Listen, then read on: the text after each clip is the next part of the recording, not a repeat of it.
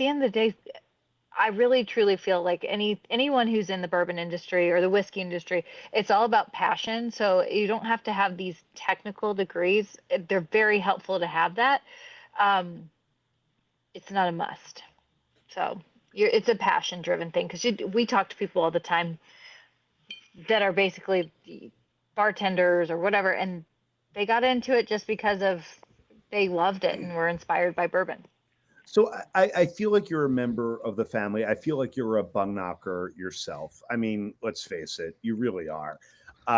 But it's been over a year since we've had conversation with you. How was your year? How was your holiday? How's everything going? It has been wonderful. I mean, we've been busy. I feel like it's been very busy. We've done lots of innovation. We've been doing, trying to just keep the interest kind of high with people. So bourbon's been busy. Life has been busy. Having a 4-year-old and like a 4.5-year-old and a 1.5-year-old. They're insane. My God.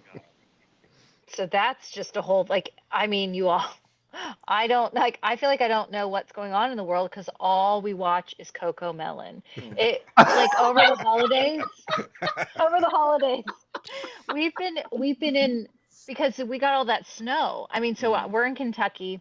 We got an immense amount of snow. We've been stuck in the house. School's been out. A week passed. They were supposed to go back, Wow. and all we've had is Coco Melon. So I don't know what's going on in the world. I have to have other people fill me in. I'm like, what happened? So let's What talk day is about it? I let's don't know. let's talk about that for a minute because I obviously heard about the weather in Kentucky, particularly the Louisville area, and on the East Coast we freak out here in New York. If there's an inch of snow, we think it's the apocalypse. But you guys have not experienced that in quite a long time, and I know from revisiting episode 1 that you have a heat cycled warehouse at Woodford, where 1 year at Woodford is not necessarily a year at other distilleries. Yes. So that's where it's really beneficial when it gets cold. I mean, we're getting down into the negative number, the highs in 18, like 18 degrees was um, what the news was saying the other day, like high of 18. Okay. So for us, we have the advantage of having that heat cycled warehouse. So when it's cold, we're heating it up to summer like temperatures. The warehouses will be nice and cozy and warm. And honestly, it could be 13 degrees outside, but we'll be ready to go t-shirts and jeans in the warehouse. So it'll be really warm. And what's fun, I mean, the air is full of whiskey because we lose that angel share.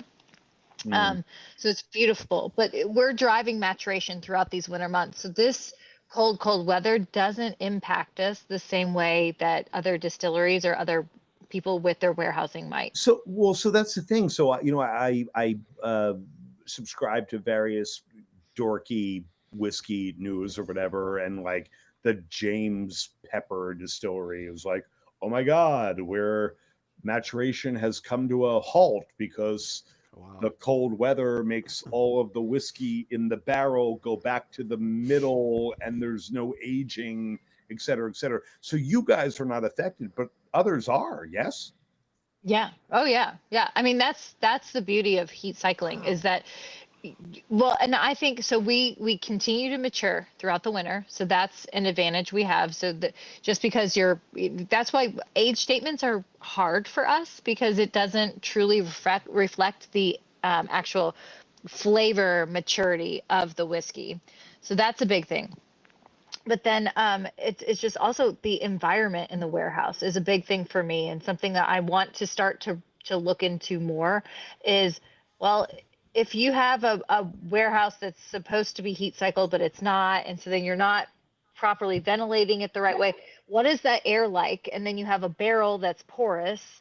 Well, what is there if you've got funky aromas that just smell like musty, like an old damp, gross basement? Is that going to impact your whiskey? Funky My Aroma hypothesis was says Brandon's nickname in college, by the way. Oh. I told you that in confidence. I'm so sorry, Brandon. Yeah, I didn't that's mean so cute. I didn't mean to betray you. God damn Just people would it. walk down and be like, "Oh, Funk, what's up?" Yeah, just Funk for short. Just Funk. Just the Funk. What up? The The Funk. funk. B Funk. But you guys are equipped for that type of thing where others might not be. But the point is, like, you know, the area has not seen anything like this in quite some time. Yeah. No, this is wild. Like, Wow. and we're not equipped for it, and we're not. I mean, and it's fine. I mean, it's fun. It's been okay, and we haven't lost power, so we're all Do you just own a snow hanging out. shovel at your house? We do. Oh. We own a snow shovel. I don't own a sled. My parents have one. I was sledding in my parents' backyard on like it was probably my dad's sled from like the 1960s. Like it was like so old. And then we had like a saucer, but we've got it now. It was just fun. I had to try it out. I was like, does this thing work? Like, it might as well. How much snowfall did you guys get down there? Like almost a foot. Okay, that's what we got So up we here had a too. good- Yeah. Yeah, so I mean it was good, and I joke we have all the snow things. My kids have all the snow gear, so it's been fun. I mean, thank goodness for Amazon delivering. No kidding, right? So, but do you have to close down the visitor experience for a stretch? We did just out of safety, just to keep everybody safe. It's just when it snows that much, we're just not equipped to keep up with it. So it's not safe for people to be out driving because the roads just can't be kept up with. But luckily, what was fortunate is that we were on a shutdown, just part of our winter holiday shutdown for the distillery. So that was good that we didn't have to worry about our team getting there and things going awry at the distillery. So that was nice. Well, you know, we talked when we were all together about the intersection of the stuff that we do, composers, illustrators, theater artists, distillers, and the commonality of all of that. And the thing that I did find to be the most common is that we all shut down for like a month over the holidays. Nobody wants to work. Nobody wants to. It's true. I mean, like it is such a good time because people are we all need that. I think we all just need a good reset. And I feel like that's what we did was like reset everything. And then the snow came and then it was like, okay, I'm fully reset. And now I'm starting to pull my hair out. I bet, right? Thank goodness for bourbon. What is in your glass right now, Elizabeth? Yeah, you'll see that. See how beautiful that color is? That's your double. That's double. Okay. It's double. Guys, let's, for the people watching and for the people who are not, I don't care. This is so important. And the people listening, just say that. Oh, well. Oh, good. Hi, friend. Yes. Hello, Baker's dozen people watching. I remember with great fondness talking about the Double Oak, which was a distillery only release, and this year you guys have decided to expand that to make it a nationwide allocated release, so that everybody can get a chance at tasting this very revered product that you make. I would love for you to orient us in that. It's so weird. I feel like I just need to be pinched because we've been talking about it forever. There have been years of people saying, why can't we get it? When can I get it? And I'm like, we have to plan for it. And we planned enough. We've got enough held back that we were able to finally release it 2025. And it just so happens that it's 10 years since our first release, that was not in the plan. It just sort of worked out that way. I was like, oh my God, it has been, because 2015 was when we first introduced it. And it truly is. The story behind it is that we have our spec for double oak. So regular, lovely double oak that I love double oaked. I mean, had a pour of that earlier, and then, and now I'm having double. But so regular double oaked, we age for up to 12 months in the second barrel. And that's a heavily toasted, lightly charred barrel. I mean, it is the first ever bourbon that had a second barrel made just for the finishing process. So we have this beautiful, heavily toasted barrel, which brings out all those sweet aromatic notes in the oak. So it's very butterscotch, soft, velvety, all that yumminess. Well, then we have the double double, which goes beyond that. So we had barrels that passed the 12-month mark. And so instead of going, well, let's just blend it into a regular batch, it was like, well, let's hold those back and see what happens and explore that flavor. What happens when we have our double oaked go longer? And we learned it really shifts into this really dark color and rich flavor profile. So, I mean, if you all have your samples, So you guys were kind enough to send us these samples of the double double, which just released. Yes, thank you. Yesterday. yes, It was just yesterday. Yesterday. So we are privileged to have this. We thank you enormously. And I'm looking at the color of this, and I'm like, my God, I've never seen a 90.4 proof. So rich and dark and deep and complex. So Elizabeth, the original double oaked is the bourbon is aged in a secondary barrel, and you're saying that I'm just trying to break it down in my head. So this is this has been aged past 12 months in that secondary barrel. So it's kind of a longer aging, but it wasn't in the sense that it wasn't dumped from the second barrel and put into a third barrel. Is that right? Correct.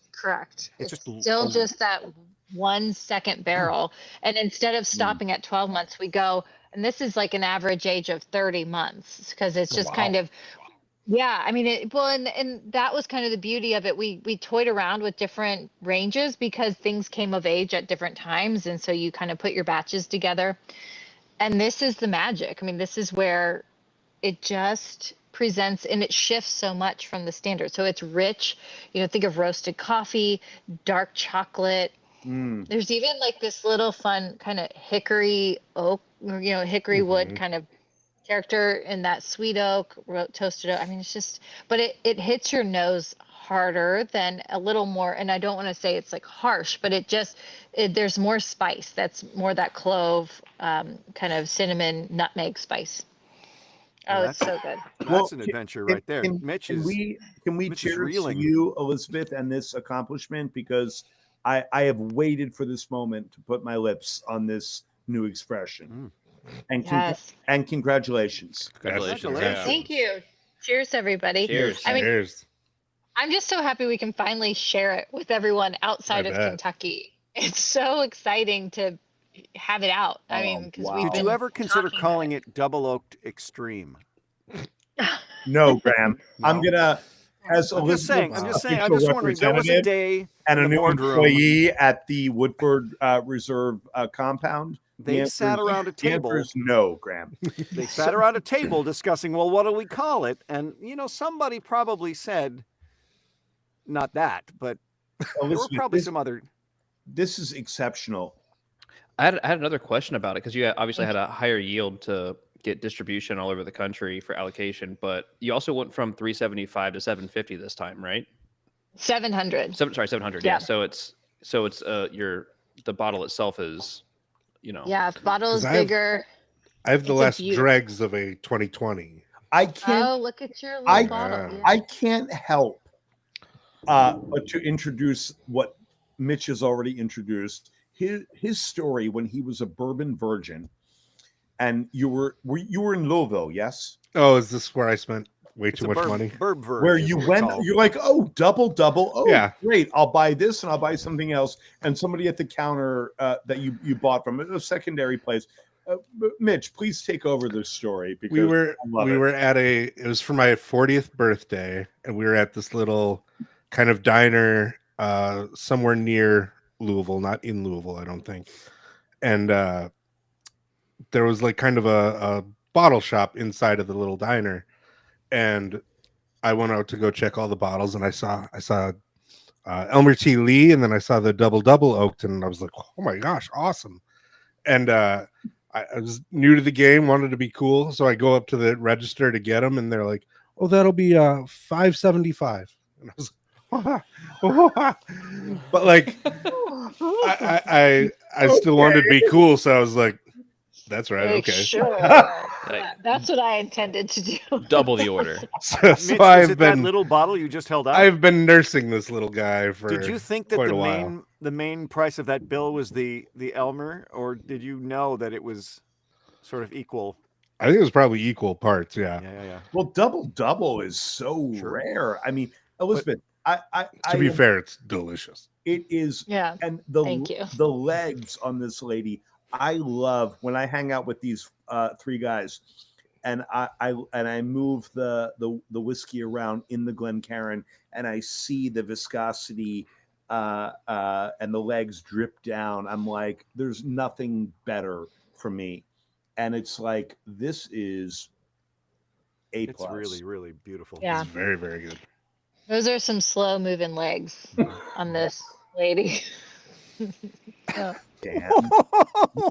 Oh boy, this is bit live. sucks. Oh, Yeah, we can't even Yeah. cut this. We can't even cut know it. what is one of the most impressive things when we visited you guys was your level of consistency and coupled with your level of innovation. And it's like, well, that's everything, right? I mean, that's that's everything you want. You want a consistent brand, but you also want to push the envelope as well and say, hey, there are new things out there. There are new things to explore, and we're going to go there. We're going to pay homage to the stalwart things that people love, and we're also going to go somewhere else as well. mhm. Yeah, I always say, I'm like, when we do innovation and we're doing limited releases, it's easy because you don't have to repeat it. And the true art form really comes into when you have to create consistency with your product. You bet. And that's the challenge. And when you're making your own liquid, and you get so much more control over that because you look at every element that goes into making that. And so we take a lot of pride in all the steps. So it's a lot of work, but we love it. You bet, and you're doing so great. I mean, listen, I got fired from Phantom of the Opera because I wanted to make it better, and people didn't want it to be better. So, bully on them. Is this where the awkward pause comes in? For You're nailing the awkward pause part of this Crushing it. show. every time. You know that. Yeah. You know that. Elizabeth, this is exceptional. It's absolutely exceptional. Can I ask you a question? What happened, or do you know what happened, or do you have eyes on what will happen to Bill Murray's barrel? Guys, I don't know. I mean, we have eyes on it, and we're going to hold on to it. We're going to keep it safe, and we'll let Bill know when we decide to dump it. I'll have to protect it because we got weird people coming out and tasting it. That's true. Present company included, right? I mean, come on. Exclusively. Exclusively present company. No, well, he Elizabeth, wrote his name on it, so hey. Dan was sort of touching on it, and what is it that, I know this is a broad question, but as artists and the idea between keeping a consistent product but also innovating, which of those things is what gets you? I know this is a cheesy question, but what is it that gets you out of bed in the morning in terms of, like, I'm excited, this is what is exciting to go to work to do? And I don't mean that there is things that aren't exciting, but is the creativity part of it a big part of, like, what motivates you? Yeah, I really love getting to be creative and work in a space and just kind of go, okay, what are we going to do? But I think what I love the most about it is the work that I do with the whole team of people that I get to work with. Like I know, so I was talking about a lot, like the last clip I watched, we were all together and I was like, I have a great team. And so that's what I get. I'm a very collaborative person. So I love being like, this is my idea. This is what I want to do. How do we bring it to life and like make it actually work in the distillery? Because there's one thing, and when you have a dream of like, I want to make this whiskey with these grains, but then scaling it up and actually making it work in the distillery is another thing. So I love getting to work with my team out there, and we troubleshoot all the different scenarios and, oh, how does this work out? That's my favorite part of the job. Like, that's what I absolutely love. And I love seeing, because I admittedly I have very bad ADD. So I forget things. I'm like all over the place. And so it's great to have good people that'll help you like no, remember that. And so it's just really fun. And so I'm really proud of the people I get to work with. And that's my favorite thing. That's what gets me excited every day is like working You with see those the people. stone face of Brandon. He doesn't want to admit it, but he has the same thing. He's like, "Oh, I sympathize." Oh Elizabeth. God, yeah. Well, I don't hide it. I'm kidding. I mean, I think please, it's part of it. Elizabeth, when I was rewatching the 2 episodes on Woodford Reserve, I couldn't help but think you gave us such an education on the very foundation of the art form and the craft of making bourbon, and it was so appreciated. You were so welcoming. And then I thought, okay, like on a larger scale, because Woodford is part of the Brown-Forman Corporation, right? Brown-Forman, for people who don't know, own Woodford, Old Forester, Jack Daniels. Are you? Do you have interaction with the people at Old Forester, with Melissa Rift, the Yeah. master taster at Old Forester, with the people at JD? How does that work?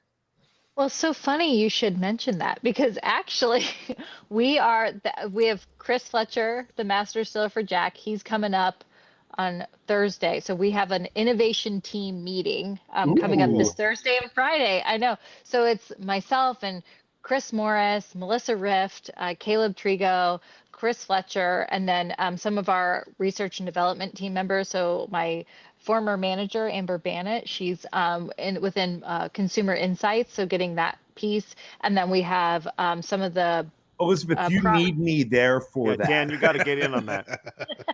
And then we have some people from the other R&D team She that are Sidestepped it immediately. Your mic went out. I can't hear you. I didn't miss that. Smart. But it's Yeah, exciting right because call. we have all the people in the room that to work on this, and it's about making sure what are we all working on innovation wise. What are we doing if we're doing anything that's similar, how do we not reinvent the wheel, but then also not step on each other's toes and make sure that it aligns with the different brands? Like what does Jack Daniel's stand for? How do they innovate? How should they what's their storyline? Because that's so important too. It's not just about, and I know that, and this is me, like more my marketing hat, because we like to make really good whiskey, but it also has to make sense within your brand, and it has to make sense for the identity of the brand. And so that's something we always consider too. And so we're all going to get together and see what happens and share. And actually, Chris Fletcher was my former manager, and he's such a wealth of knowledge, and he comes from such a long lineage of whiskey making with Jack Daniels. So for those of you who don't know, he's the master distiller for Jack Daniels, and he's great. And so I'm so excited that we're all going to be together. So it's so funny you mentioned that. Like, we'll be together. No, that's wonderful, and I can't wait for that restraining order to be lifted on him. So I'll see you Thursday. We'll see you Thursday. All these people start coming to Louisville and like, hey, show up at headquarters. Hey, so right. Elizabeth, I didn't quite get the details. Where are we meeting? Will everybody be? What's that address? I'm sorry, I can't make it. Is it a 5 or a 4? Well, no, but it's a very interesting notion because I feel like as whiskey geeks, as bourbon geeks, we know Brown-Forman is Woodford and Old Forester and Jack Daniels and Cooper and et cetera. And I know that most people, your everyday consumer doesn't necessarily know that, but as artists, we thrive on collaboration, and and so surely one storied brand feeds into the story of another storied brand. And why wouldn't it? I mean, you'd be remiss if you didn't tap into that knowledge and that expertise. Exactly. I mean, that's why we get together. That's why we have this full innovation team. And I work really closely with the Old Forester team. So because we're so closely related, the two whiskeys, and then just making sure that we're innovating in the right way and just helping each other out as best we can. And collaboration is just, I think, key, and I think a big deal of whiskey industry. And I mean, I have other friends that are in the industry, and they all show up for each other. It's just really great. I mean, we have my older brother has a foundation and he raises money through his foundation he's a basketball coach, so his high school basketball players, and just like helping them. And so what we've started doing is we do what I call like distillers roundtable, and I get my colleagues not only at Brown Forman but other industry friends, and we all get together and we do an event. And I mean, it's really just us talking about whiskey, and we have somebody asking questions, but it's such a rare opportunity that we're all together and we bring whiskey to share, and it's a cool event. I mean, it's still very, very small, but I have a confession to make, Elizabeth. I really do. And I don't think Melissa Rift remembers me, but I bought a bottle. There were 150 bottles of Old Forester 100 and sesquicentennial anniversary, blah, and they had a event. And so you could buy a bottle of the Brown Forman reclaimed wood in the box, blah. This was like a year and a half ago. Yeah. And I got a bottle. I flew down and I got it. And I met Melissa. The unfortunate part of that is that I was already half a bottle deep into birthday bourbon before I met Melissa. So I even that far deep into the birthday bourbon, I could see that she was like, this dude needs to go away. And the texts from that night were wonderful. Yeah. It was quite a journey. So Dan, you're saying you're glad she doesn't remember you. It's possible. He really hopes she doesn't. But no, I mean, I think the point is like, and we have not been to chat. We have been to Old Forester. Obviously, we spent some time, a gorgeous time with you, Elizabeth, and we're eternally grateful for it. And we have not yet been to Jack Daniels. And we haven't been to Tennessee. We have not. We have not. You got to get down there. I mean, how's the weather? Jack, it's good. But I mean, Jack, honestly, like when you think about like the Jack Daniels is so huge in the industry, and for us, I mean, they're where most people's quality standards were born. I mean, it's such a big, like people like to say like, oh, it's just this big whiskey factory. But in reality, I mean, it is. We make a lot of whiskey down at Jack Daniels. There's no denying that. But the quality that goes into making it is amazing. And that's what the best practices have all been birthed sort of there, from your microbiology to, your just how do you grind your grain to your fermentation. I mean, all of just everything. It is such a wonderful place. So you should go and see the craft that's done there and meet the team, because they're amazing. Well, we would love to do that. Are we going to be friends? I mean, why not? Are we? Wait, are we not now? Yeah, I don't know. Dan, come on. If I see you on the street, Dan, are you going to reject me if you see me on the street? You're going to well, be like, obviously never, Elizabeth. But like, I don't know if you're going to be like this when you. It's like, oh, that dude. The rest of us are. Yeah, I was going to say, the four of us are friends, Dan. I don't know what you're worried about. I mean, I don't know when I'm going to pass you on the street. I'm just saying, if it were to happen, I hope you wouldn't reject me. I would say hi to you. Thank you. I appreciate pass you on that. the sledding hill, Elizabeth. Yes. I have to tell you, number 20 in the Masters collection of Woodford is probably my favorite. And I'm relatively new to the hobby, and I have 16, 17, 18, 19.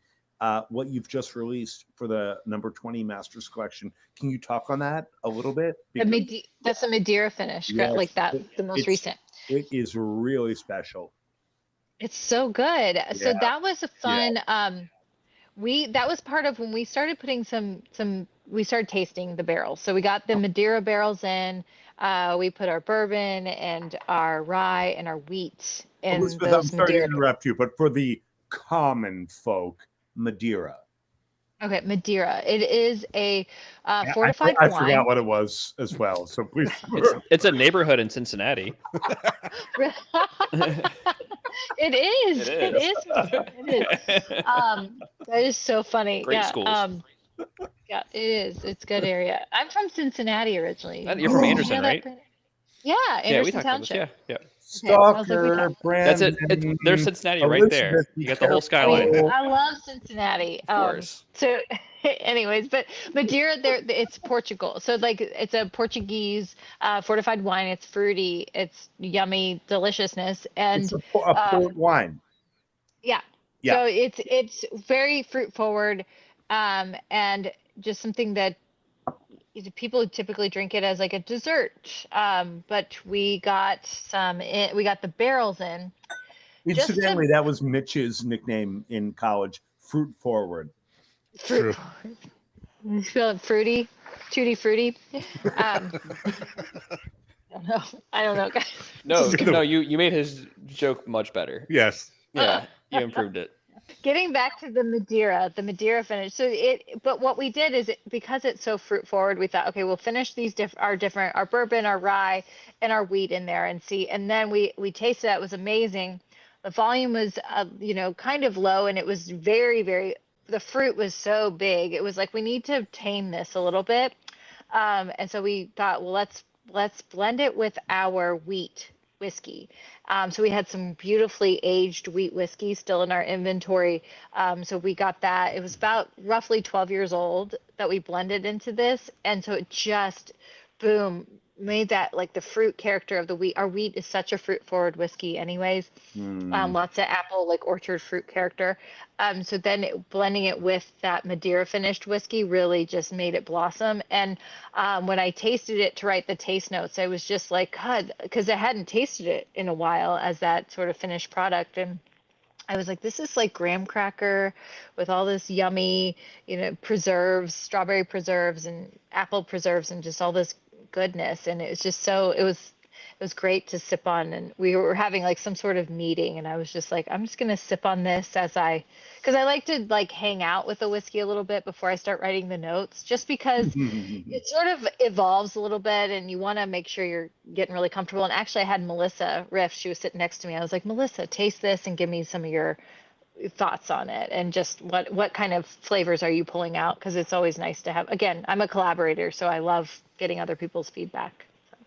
And Melissa Rift is the master taster at Old Forester. Or Old Forester. Yep, Old Forester. Wow, I love it. And she said to you, Yeah. I'm sorry, I can't help you. I'm still bothered by this guy I ran into at the sesquicentennial bottle launch. Oh God. He wouldn't leave me alone. Yeah. He just wouldn't leave. Security was not called. Everything was fine, guys. Everyone needs to calm down with cancel culture. It was and only one to security calm down. person was Yeah. called. Come on. Calm down. Yeah, Taylor calm down. Swift. Listen, that was our MO. Elizabeth, I feel like that's where we connected with calm It was. down. Calm down. Everybody needs to calm I down. say it every day of my life, and I feel like you say it a lot as well. I do. Yeah. I do. And like, especially right now, it's like we all just need to calm down. Yeah. It's gonna be fine. I feel like I say that a lot. It's Listen, gonna be fine. Yeah, but Well, it has a calming presence when it comes from Elizabeth. When you say it, it just pisses me off. Yeah, when Dan is shouting it at law enforcement, it has a whole other. Yeah. which leads me to probably our final thing here, because people have commented on, oh my God, what job would Dan get at Woodford? Oh. And the reality is no job. You would never hire me. But I do think that the thing that would be most suited for me would be office kvetch. Do you know what a kvetch is? I don't know what a kvetch is. So kvetch is Yiddish, and it means somebody who like complains a lot, right? Okay. So Kvetch. yeah, it's Yiddish, and I feel very ingrained in Jewish culture, and I feel like if I were like on campus at Woodford Reserve, and I was like walking around, and you were like not there, but they knew I was there on behalf of you. And I'm like complaining, and I'm making sure people are falling in line. It might be very beneficial. It's manipulative, Elizabeth, I understand, but I feel like also it could potentially be valuable? Well, I love your. I don't even know what to say. Cue the outro music. Yeah. I've got never that. heard. I've never heard an audible pat on the head before, Good boy. but that was it. Yeah, it was. A kvetch. I Kvetch, like that yes. word. I like all Yes. your Yiddish words that you have introduced me to. 'Cause that's been you do bring a lot of Yiddish, and I love it. I'm here for the Yiddish. Listen, do you spend time with the? I mean, come on, like the Heaven Hill was owned by the Shapiros. Do you hang out? Oh, with I them? know. I know. And I hang out with Connor O'Driscoll, their Well, there master you go. distiller, but he's an Irishman and he's not Jewish. So Damn. nothing Got wrong him. there. But I love all my Elizabeth, Jewish that friends. hurts. That I love hurts. my Jewish friends. Like, I could be Jewish. Maybe I could convert. I could do it. Maybe that's a lot of work, so I wouldn't. Don't tempt him. It's Hang out. It's too much work, and I don't know if Lot of work. I don't know if the payoff is valuable enough. But I will say, as far as a job, I could see you being like a tour guide or like a tasting host, because you'd bring it. You'd bring your stage presence, and people would come just to like taste with you. wow, And thank you. like just because you'd bring a fun time, and that's really what people are there for, right? I mean, I was thinking janitor, but you've really elevated my. I'm gonna dine on what Yeah. you said. Could it You- taste I'll give you that one, Dan. fired That from one's drinking more too people. much of the product? See, everyone started talking at once. Everyone has an opinion, Elizabeth, as we It's well an know. art form. We're still learning how to pace this, man. Ooh. ooh, What's my mom asking? oh, Okay, So, Mike, is Christopher, he- what's the question? we have a question in the has chat. Woodford ever discussed or have any future plans to release age-stated offerings similar to? Oh, friend, Ooh, Mike. Yes. Elizabeth, All I can say is yes. would you like me to answer this on behalf of the company? Tread Say lightly. No, not one. But we do. So we actually, what's great is that I have started planning for that. So we've started laying things down so that we can have really great age stated whiskey out there, and you'll be seeing that in a couple of years. Cool. Listen, Gotta get some age. I love that. I mean, a big part of when what you discussed with us when we were down there, and part of episode 1 is that, like, yeah, we don't put an age, like we taste to age. We don't age to taste, right? Or is it the other way around? Yeah, we batch it.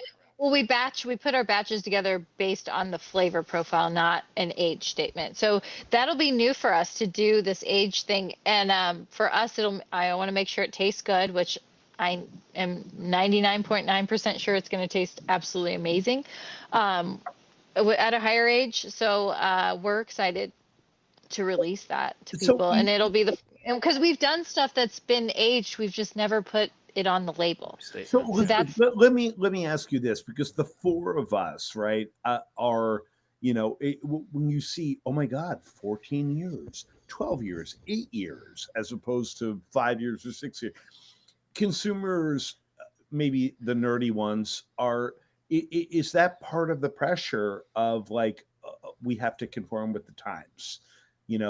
Sometimes people want to know that this thing has been in a barrel for 10 years before, even though they love their Woodford, they love, but Yeah. like, is that part of the conversation?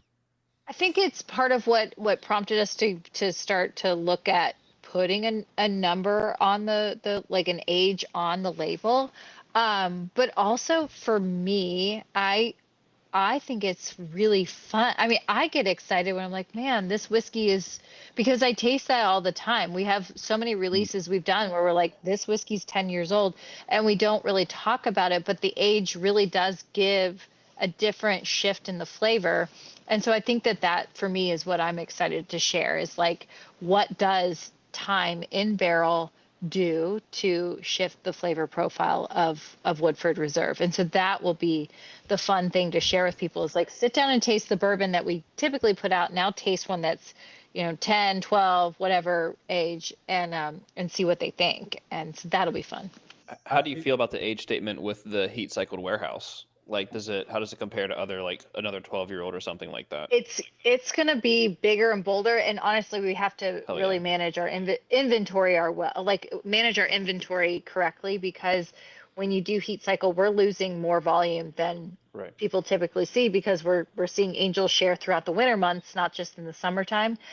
So there's going to be higher volume loss, so our yield is going to be way down. So it's going to add to just that concentration of flavor. It's going to be big.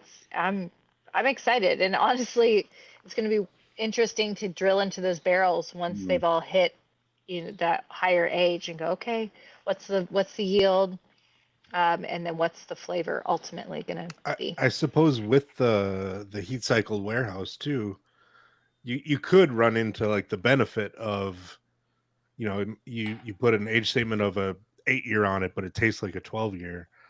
You can corner that 8-year market, but be top of the game. Yeah, I mean, and I think that's where we stand out, is that we do. I mean, when you look at whiskeys in our same kind of age, we don't put an age, but we're typically around that 5 to 7 year age range, and we're kind of one of the best I mean, in my opinion, we are the best one. But I mean, I think people have other whiskeys that they're drawn to, but Woodford always stands out at the top, because our barrels are amazing, the way we mature is amazing, and then all the other checks that go into making a beautiful whiskey goes into it. So that's what I love. I mean, I'm so proud of the fact that Woodford is people are like, oh, I know Woodford. I have that at home. I drink it all the time. That to me is a testament to a whiskey that has longevity, and one that truly is worth, people will think about it 200 years from now and talk about Woodford Reserve. One of my favorite people, whiskey people on earth, is my friend Russ at the Vine Republic liquor store 2 miles up the road. And they have Vine Republic Batch 1 of the Double Oak private barrel from Woodford. And I've drank, 14 of them. I mean, it's today. Really today. It's buttery butterscotch, chocolate chip goodness. It is unbelievable. And I talk to Russ a lot. He's a friend, and he, when something comes in that's allocated or this, that, I'll say, hey, I got this. Are you interested? It's lovely to have a relationship with your local liquor store owner, but he really believes in everything that he sells. And I don't know if he personally was responsible for picking out that single barrel from you guys or not, but I've had many of them, and they're wonderful. And I just love the people who appreciate that. And for people to understand, wait a minute, a double oak regular versus a single barrel store pick, what does that even mean? And to me, that's everything, because that's part of the education of what's going on. And if you're willing to have the conversation about what it means, that this particular barrel will taste different from any other thing you'll ever taste. There'll be consistency. You'll know it's Woodford, but it's different. It's special. And yeah. I love that. I love it. Yeah. No, and that's what's so fun about whiskey, bourbon, all of it. Every batch, when you taste something that's smaller or a store pick or whatever, it's single barrel, they're all unique, and it's a natural product. So it's just kind of magical what happens in the barrel during maturation and how it all turns out to be a little different. And I think when people I always have a great admiration for store owners, retailers, because they will be the ones who go and pick it, and then they create their own following of having a great palate for selecting something great. So they take what we do, that we take a lot of pride in making something we know it's going to taste good, and then they take it a next step to picking their own thing, and they create their own following where people anticipate their releases. So it's exciting to see that. So Elizabeth, I have to, I'm a full disclosure kind of guy. Last week when I talked to Chris and we were arranging this meeting tonight, this podcast, I had just bought a full bottle of the single barrel double oaked from Vine Republic in Mountainside, New Jersey, and I was going to send you a sample. But before I was able to do that, I finished the entire bottle. It happens. It happens. So I'm sorry. I don't know what to tell you. It's okay. I She understand. sent you a sample, Dan. Is that where we put the "please drink responsibly" at the bottom of the? Well, yeah. No, obviously, please drink responsibly. I don't do anything other than that. But anyway, Elizabeth, we're thank you so much. Thank you so much for All right, joining one more us. question. I think we have one more question in the chat for you. Yeah. There's one more. What she says, when will she see more variety in double oaked? Well, so more things that are coming out in that series of double oak. So we don't plan to have double oaked is going to be double oaked. Double oak bourbon is going to stay consistent, and it will be consistent. We hope to have maybe a double oaked rye, different things going on. Yeah, one day down the road. So look for that eventually to come, but that's where we'll see some variability in double oaked, but the bourbon should stay the same. So yeah. Thank you, Rose. That was from Rose. Yes, thank you. And maybe Graham's cousin, because Graham is our rye guy. This is true. I love it all. Yeah. So do I. Elizabeth, thank you so much for the time you spent with us while we were in Versailles. Although I do still, we'll call it I won't call it Versailles. It's Versailles. It really is. And people, listen, you and I will go on we won't, but it's fine. I just realized our whole moniker, the Bungknockers, that was birthed at Woodford. It really because there was that jar of the assorted bungs, and we took a photo of that, and then for the longest time, that's what our chat was called, the assorted bungs.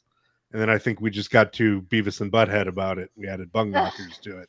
Yeah, well, no, I found an article on bourbon vernacular. It was I bought this from your gift shop, Elizabeth.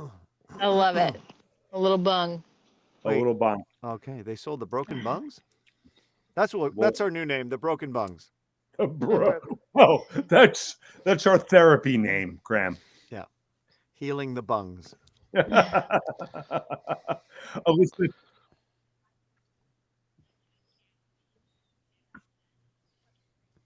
Oh, well, thank you, Rose. I appreciate it. I second it. I appreciate it. Thank you all so much. Elizabeth, thank you so much for spending time with us last year, for sharing the Coup de Bourbon, which is your new double oak, which is just incredible. Please, everybody, go out, buy this bottle. It's wonderful. Yeah, it's something to chase. That was good. Yeah, it really is. Thank you for being with us tonight. We really appreciate it.